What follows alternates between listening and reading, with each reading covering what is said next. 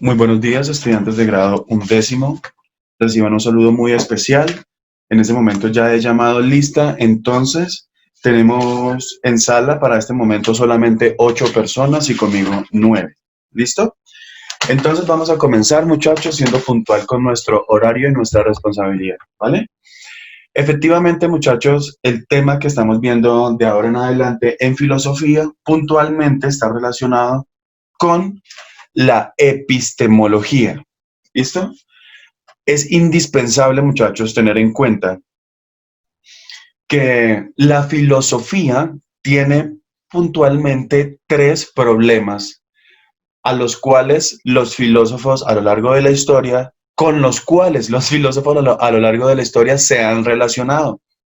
Uno, la moral. Este es un problema de la filosofía. Dos, la estética. ¿Listo? Lo bello, las concepciones de lo bello, ¿vale? Y por último, la episteme, ¿sí? La epistemología o pues el conocimiento. ¿Listo? Entonces, efectivamente, muchachos, a las personas que están ya conectándose después de la hora correspondiente, muchachos, pues les estoy poniendo el puntito allí correspondiente, ¿bueno? Porque pues nos interrumpen, en fin. Entonces, pues tenemos que aprender a ser puntuales, muchachos. ¿Listo? Tenemos que aprender a ser puntuales. Entonces, efectivamente, muchachos, el tema que puntualmente estamos trabajando o necesitamos trabajar, abordar en esta primera instancia desde la filosofía está directamente relacionado con los problemas epistemológicos. Bueno, repito, la filosofía en general, al menos la filosofía que nos van a evaluar a ustedes particularmente en las pruebas de estado, estará relacionada sí o sí con estos tres elementos. ¿Listo? Con la moral, la estética y la epistemología. ¿Vale? En relación a la moral, efectivamente, muchachos, espérenme un momento, ya. En relación a la moral, corrijo, a la epistemología, la filosofía directamente nos está aportando muchas ideas en cuanto a cómo conoce el hombre, en cuanto a qué es lo que necesita el hombre para conocer, etcétera, ¿vale? Ahora bien,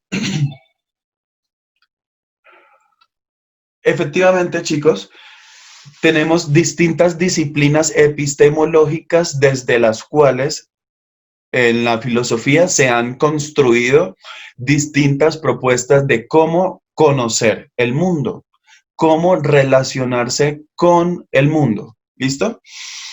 Dentro de ellas, por ejemplo, encontramos una propuesta filosófica que abrió las puertas a la modernidad puntualmente, es decir, suscitó, propició un cambio en el pensamiento de la humanidad en general, ¿vale? Este cambio o esta corriente filosófica puntualmente, que es epistemológica, es decir, que está relacionada con cómo conocemos, ¿sí? Un momento.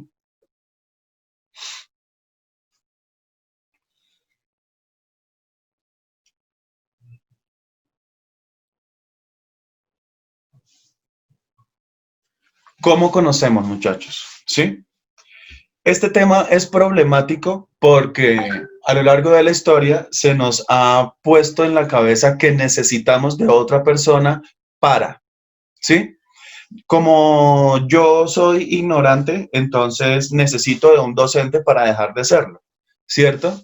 Creo que en la historia hemos podido ver, el año pasado puntualmente pudimos ver una de las lecturas de un filósofo que fue reconocido su trabajo independientemente de la forma en que éste lo haya desarrollado. ¿De quién estoy hablando? Pues de Stanislao Zuleta, ¿sí? Y del proceso de autoaprendizaje que él mismo logró realizar a lo largo de su vida y que distintas universidades aquí en Colombia se lo han reconocido por sus aportes teóricos desde la filosofía a los procesos educativos, ¿vale? Eh, el racionalismo en 1538, a partir de 1538 puntualmente con René Descartes,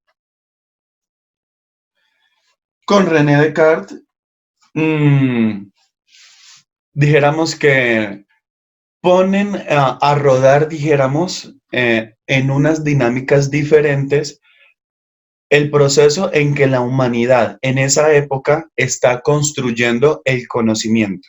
¿Listo?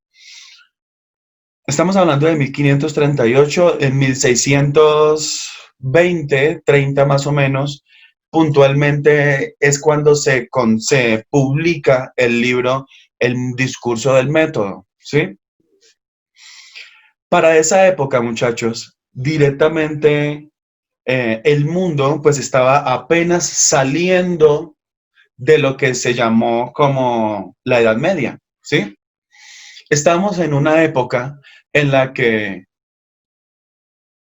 todas las personas dependían de sus concepciones para tener concepciones de mundo, dependían de lo que le dijera un tercero, para este caso un sacerdote.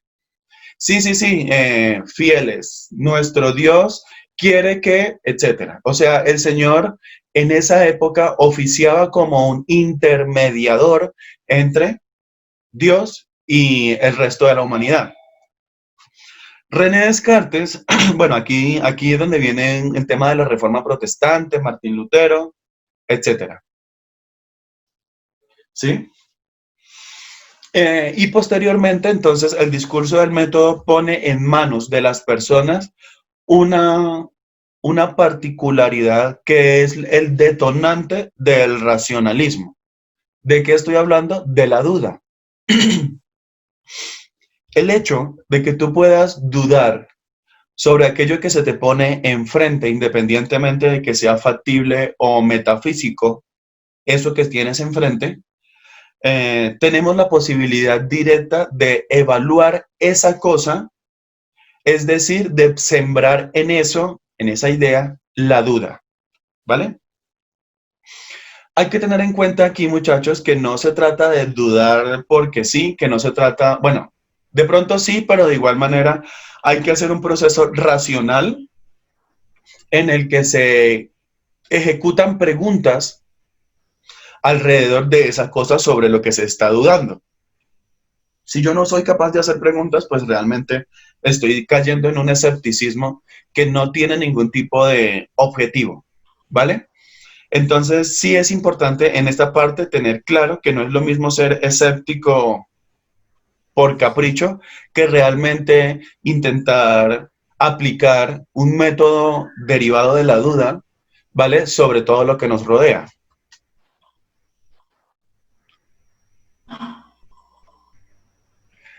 ¿Listo? Esto es, en otras palabras, muchachos, el racionalismo kantiano, ¿vale? Que puntualmente ha sido propuesto, en efecto, por René Descartes alrededor del año 1600. Bueno, este tipo de propuestas epistemológicas puntualmente aporta a los avances de la humanidad en tanto las relaciones sociales, ¿sí? Razón por la que de igual manera entra esta teoría en discusión con todas las otras teorías filosóficas que anteriormente ya se habían propuesto, ¿vale? Por lo pronto, muchachos, esto es el racionalismo. Bueno, por supuesto, a lo largo de la historia, las ideas racionalistas han sido puestas en juicio, ¿cierto? Han sido discutidas académicamente hablando y por supuesto han nacido ideas contrarias al racionalismo. Una de las ideas, por ejemplo, que pudimos trabajar el año pasado con los chicos de grado décimo fue puntualmente el empirismo, ¿listo? Que versus el racionalismo, bueno, se opone al racionalismo en tanto algunas concepciones puntuales relativas a los sentidos, ¿vale? ¿Preguntas hasta acá, muchachos? No, pues. Todo Claro, sí, listo, no hay problema. Entonces, en Profe, primera yo sí tengo instancia, una pregunta. dale, John. Sí, Eh, no entendí bien sobre el racional, ¿cómo se dice, profe? ¿Racionalismo? racionalismo. Racional, pues madre, no puedo pronunciarlo. Pero, Racionalismo. racio, bueno, como se diga eso, profe. No entendí bien un poco de ese tema. Listo, no hay problema. Vamos a retomarlo. En primera instancia, tengamos en cuenta, muchachos, que estamos hablando de características del pensamiento. ¿Listo? ¿Cómo así? Características. Sí, no tenemos un cerebro pasivo que se queda simplemente a esperar sentadito que le caiga de afuera las interpretaciones del mundo. Debemos tener en cuenta, muchachos, que los seres humanos tenemos una capacidad para interpretar el mundo y cada uno de nosotros, los seres vivos, en tanto humanos, tenemos un mundo propio en la cabeza. Caeríamos en un error garrafal. Momento. Caeríamos en un error garrafal si efectivamente pensamos que todos tenemos la misma concepción del mundo. ¿Listo? Mundo por mundo, no me estoy refiriendo al globo terráqueo. Momento. Por mundo, no me estoy refiriendo. Les recuerdo que, pues, al unirse tarde a las clases, muchachos, yo voy a bajar punto en las calificaciones. ¿Listo? Asimismo, por no conectarse, etcétera. Entonces, cuando nos referimos a mundo, no nos estamos refiriendo al planeta, nos estamos refiriendo a las concepciones que cada persona se ha armado en su cabeza relativas a la vida, ¿cierto? Relativas al desarrollo de la vida en general, particularmente centrados desde el yo. ¿Listo? Entonces es importante tener en cuenta digamos, estas distinciones, chicos, para poderse ubicar un poco mejor conceptualmente hablando. Bueno, pienso, luego existo. Cogito, ergo, sum. ¿Cierto? Cogito, ergo, luego, sum. Existo. ¿Vale? Eso, por supuesto, es latín. Es la lengua en la que inicialmente fue escrito este libro. Eh, es importante tener en cuenta que yo no leí latín, el discurso del método en latín, yo lo leí en español. Entonces, desde este punto estoy leyendo a un traductor, de un traductor, de un traductor, ¿vale? Aquí lo que trato de mencionarles con este ejemplo, muchachos, es puntualmente que el mundo, en tanto que nosotros hablamos una sola lengua, en tanto que nosotros hacemos parte de una sociedad, comillas, subdesarrollada, en efecto, subdesarrollada culturalmente hablando, de eso que no quepa la menor duda, mm, y pues en efecto, consecuencialmente en términos económicos, ¿no? Directamente, muchachos, el racionalismo, a partir de la época en que se fundó por parte de René Descartes, mm, ha sufrido muchas transformaciones, ha sufrido muchas críticas, ¿vale? Por ejemplo, en el siglo X, sí, en el siglo XX, corrijo, con el devenir de las dos grandes guerras, se pone en tela de juicio el racionalismo. Entonces sale por ahí alguien diciendo, pero venga, ¿no se supone que éramos racionales? ¿No se supone entonces que el racionalismo nos permitiría llegar a un, comillas, mundo ideal? Pues no, no es así. Hay ocasiones en que uno piensa que está siendo racional y pues no está siendo racional, ¿cierto? Hay ocasiones en que uno piensa que está tomando una decisión autónoma y pues en efecto no estás tomando una decisión autónoma. ¿Por qué? Por la influencia que tenemos en nuestra mente de las ideas del resto del mundo. Y como no nos hemos tomado el trabajo serio de reflexionar sobre esas ideas que nos están implantando en nuestra cabeza a partir de nuestra cultura, incluso en el colegio, pues directamente entonces, ¿para dónde va Vicente? Pues para dónde va la gente. Uy, sí, es súper racional el Vicente, ¿sí? Ese es el punto, muchachos. Ese es el punto. Es por eso que desde la filosofía yo no trato de decirles que yo estoy diciendo verdades absolutas. Eso ya lo vimos con el falsacionismo. ¿Listo? La idea es que no me crean, la idea es que duden de lo que se les está diciendo y busquen, ¿vale? Ah, no, yo no creo en esto, entonces apague y vámonos. No, no, no. Así no funciona. Así simplemente te estás dejando llevar por la pereza, ¿vale? Por tu cuerpo. Ahora bien, hablando de eso, ¿quién domina el comportamiento en general de la vida de las personas? ¿La mente racional o el cuerpo? El cuerpo, efectivamente. Eh, sí, somos racionales. Nuestros padres nos decían, mi mamá me decía, usa la cabeza. No sé qué, ¿para qué tiene la cabeza? Para pensar. Sí, ok, para pensar. Pero ¿de qué manera estamos utilizando el pensamiento? ¿De qué manera estamos pensando el significado de lo que implica pensar? ¿De qué manera? Toquemos el tema de lo que se hizo hace un par de días, creo, con el profesor Edgar de vuestra parte, iba a decir, y de mi parte con los chicos de grado décimo. Tuve la oportunidad de decírselos a ustedes, muchachos. Hoy en día ya no se está evaluando a partir de los datos memorísticos. Ejemplo, ¿qué dijo Descartes? Esta afirmación la dijo Descartes en su discurso del método. Cogito ergo sum, cogito ergo, etcétera. ¿Sí? Es decir, tratar de hacer memoria para intentar saber si tú sabes lo que tienes que saber. Es decir, se te va a evaluar temáticamente.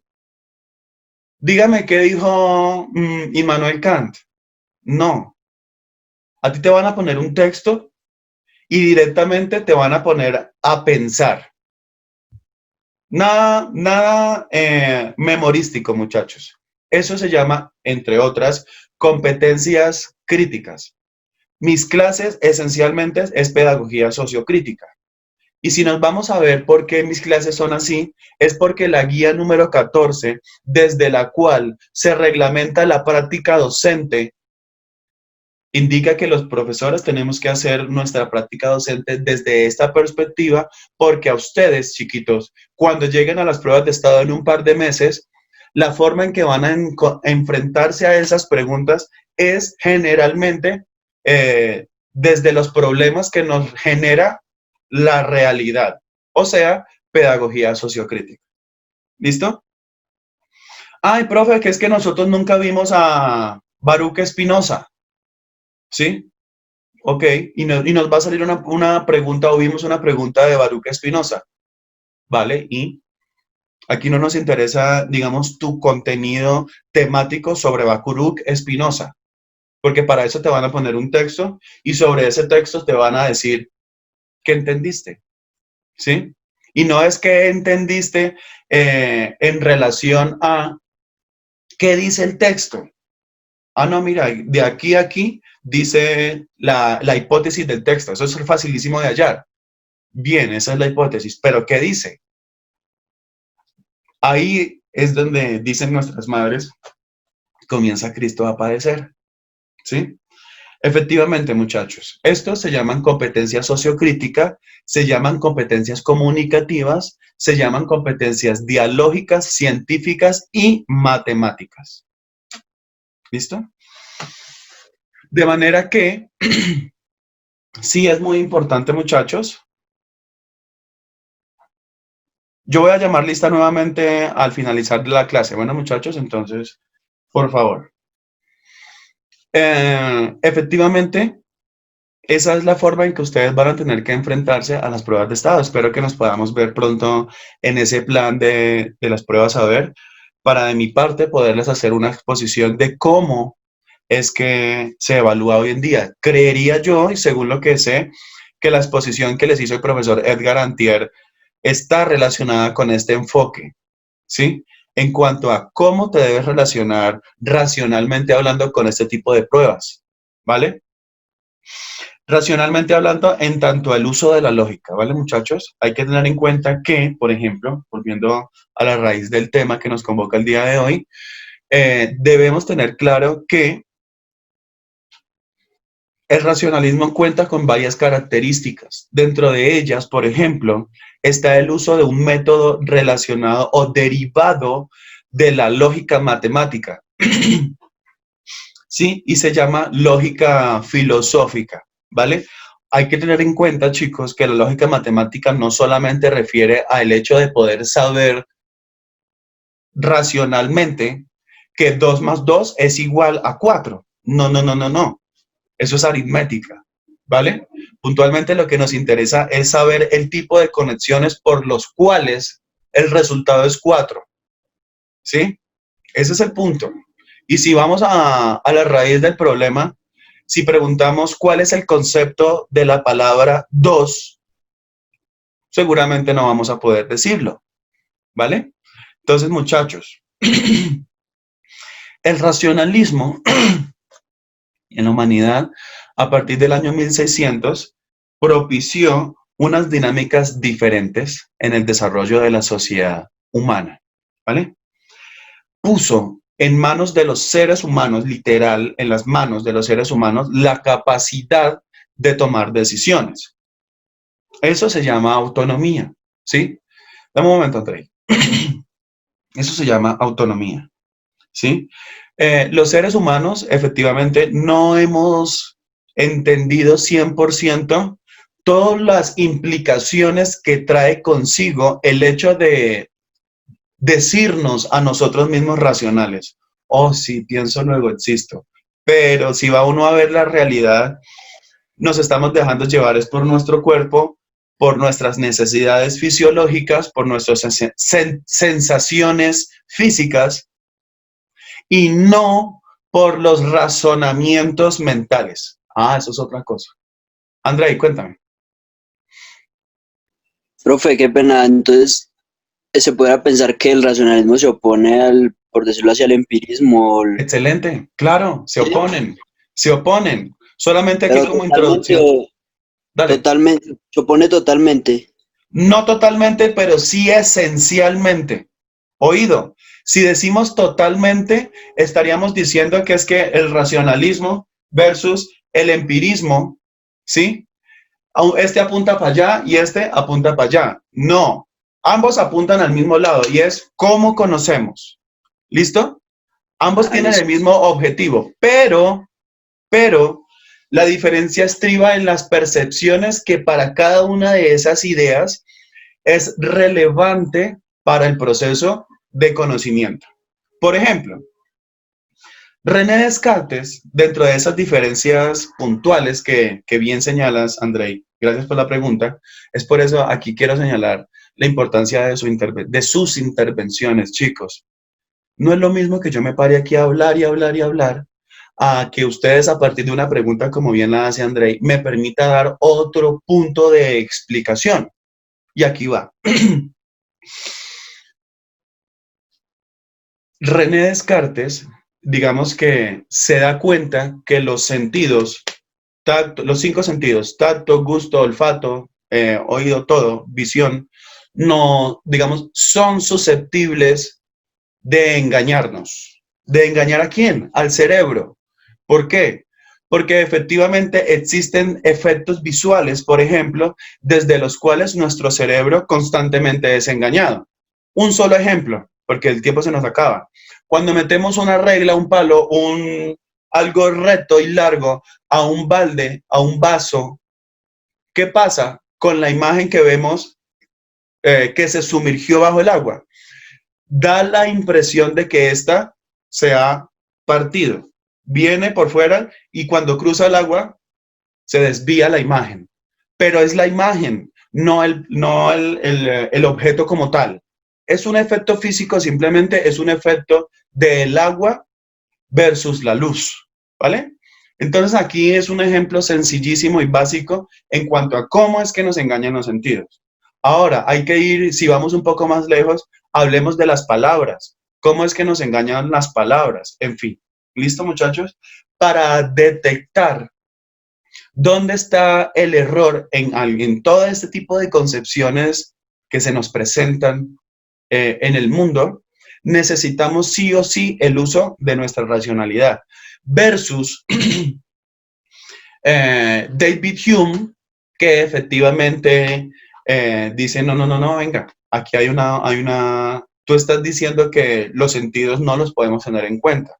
David Hume dice que efectivamente sí se deben tener en cuenta y que en efecto los sentidos son absolutamente relevantes para poder hacer interpretaciones coherentes de la realidad.